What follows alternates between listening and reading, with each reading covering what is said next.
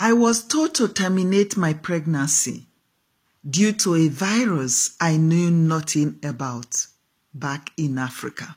They were able to educate me about this virus. I have to go for a second test to find out that I contracted it before. I was told the implication of this virus if I keep the pregnancy. The child will be deformed. 4 fingers, 3 fingers, 1 ear, deformed nose, 1...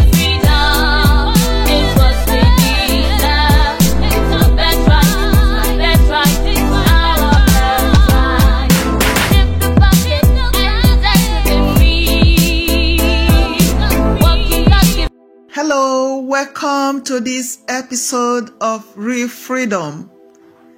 Today I want to talk about a video I saw earlier today about a young boy born deformed. I saw the comments, the post, the tag like a child that was raised in the jungle. Is many other comments that follows, What I saw was a victim of Zika virus. Zika virus was discovered in Africa first, I think. And no one seems to be talking about this. And I've seen a lot of children born this same way, who has the same future with this child, this young man I saw on the internet today. We seems to blame women. Most of the time they are witches, they are evil. That is why those things happen to them.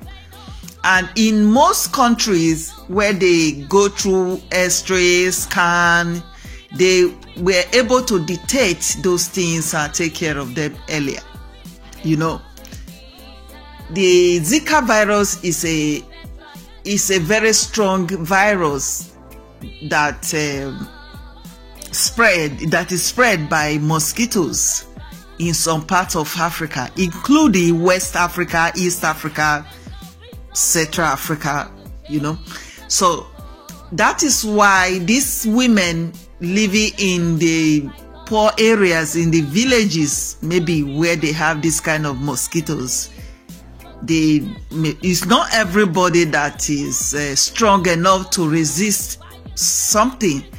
Some people don't get affected or they have their children normal, but there are people with that their immune system is not very strong. Though I don't know, I can't tell, I'm not a doctor. But what I'm trying to say is that there is a virus that is called Zika virus. It can cause a woman to have a deformed child, or a child that is not normal physically and with a strange physical structure. Because of the virus, this can happen. And apart from that, there is something similar to measles, another kind of disease similar to measles that causes deformation. So like children born with 3 fingers, 1 eyes, and nose, ear, some parts of the body. It's not because they are evil, it's because of the effect of that disease or virus.